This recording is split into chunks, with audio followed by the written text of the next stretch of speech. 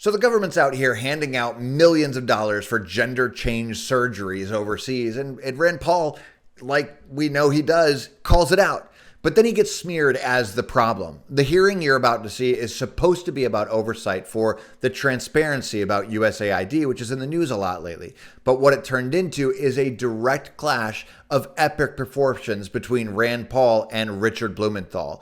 Paul's serious concerns about money being funneled into questionable foreign programs like climate change workshops and gender changing funding in different countries and even social media in different countries. Blumenthal isn't covering any of it or responding to any of that. Instead, he's turning this into a speech about Elon Musk and accusing Rand Paul of being the problem. What you're about to see is where the frustration boils over and the gloves come off. This is Andy with TrendingPolitics.com. And if you want to go straight to the source with the news, make sure you like and subscribe. Here we go. Senator Blumenthal. Thanks, Mr. Chairman. I am disappointed that we are not having a serious hearing on how to improve USAID. There's room for improvement in every agency, as there is in almost anything that we do. But this hearing is simply designed to give cover for President Trump's unlawful dismantling of a congressionally established agency against the law and against the interests of this country and against the interests of many in this country, including American farmers who benefit from it. Elon Musk is giving America the middle finger in seizing power, engaging in the biggest heist of information in America's history, delving into agencies and destroying them when his own corporations profit from contracts with them and controlling contracts in the future that will benefit his corporations. That's waste and fraud, Mr. Chairman. Thank you. The accusation or criticism has been made that this is an unserious hearing full of conspiracy theorists.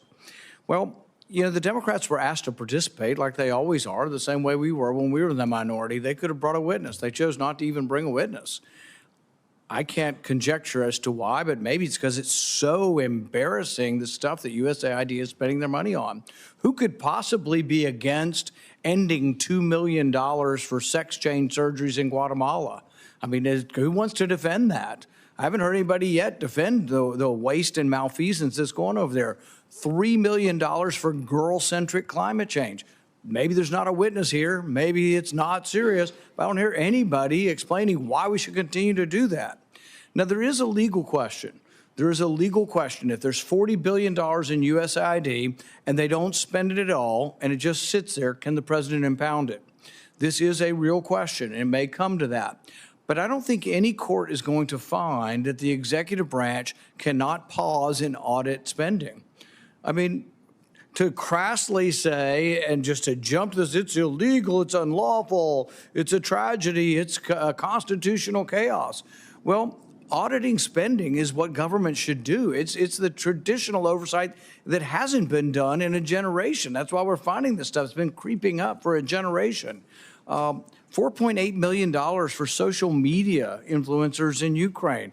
I mean, if people want to defend that, step forward and defend it. We are finding waste and malfeasance.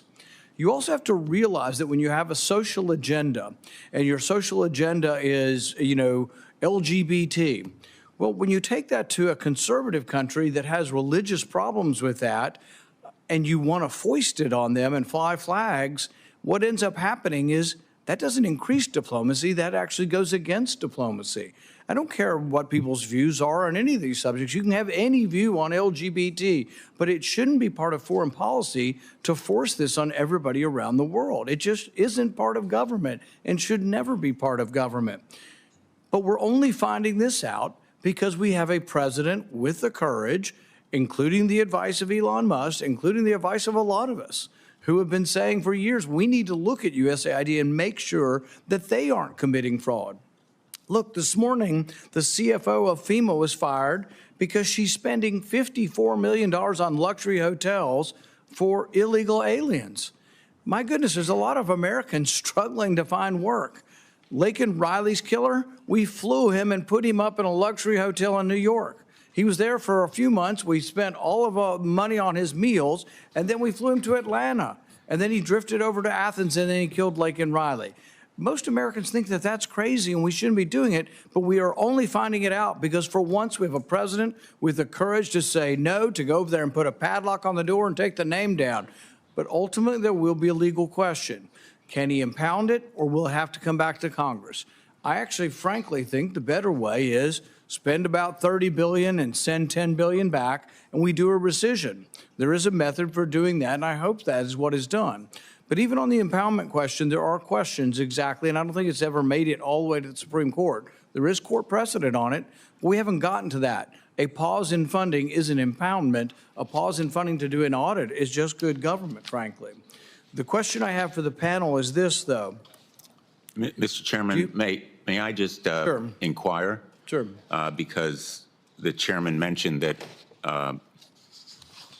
we don't have a minority witness. I would suggest, and speaking out of turn here, because the ranking member isn't here and I don't purport to speak for him. We're docking your time for next week.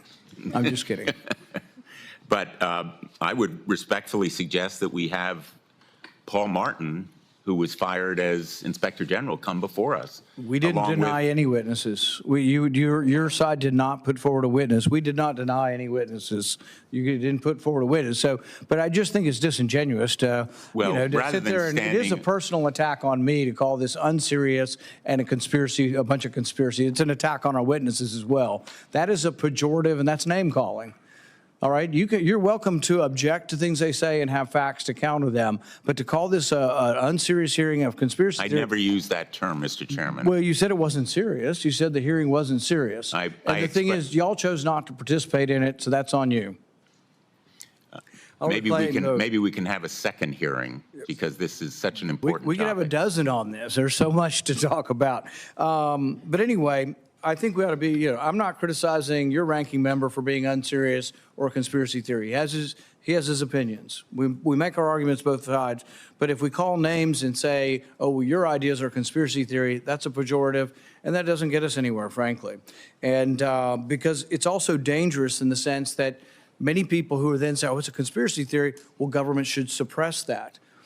This is what went on. We had 23 scientists come forward in Lancet and say that the possibility that the virus came from a lab in Wuhan was a conspiracy theory. And then government promoted back to Twitter and others and met with them on a weekly basis trying to suppress. Facebook for a year and a half said that ideas like mine, that it could have come from the lab, were to be suppressed. Michael Schellenberger, why don't you, if you wouldn't mind responding to how the government was involved with trying to suppress speech that you found out through Twitter files? Well, sure. And also, I would think whenever you hear somebody accuse somebody of a conspiracy theory, I think you should consider that they are themselves spreading disinformation. In other words, we know that the proximal origins paper that you're describing there, we know from their internal discussions that those scientists were pursuing the lab leak theory. We saw it in their Slack messages.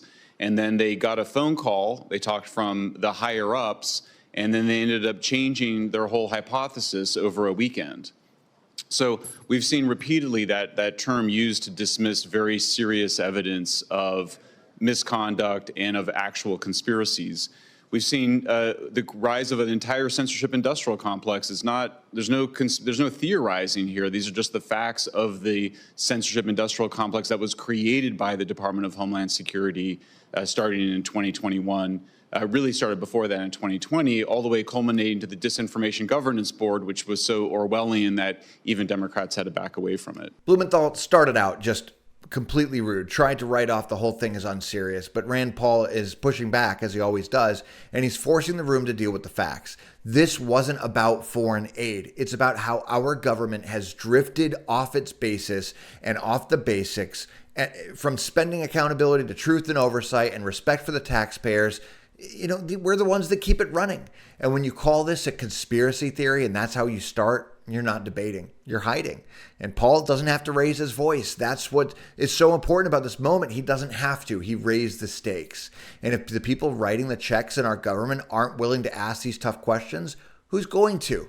This is Andy with TrendingPolitics.com. Please like and subscribe. You're not going to get these types of exchanges anywhere else.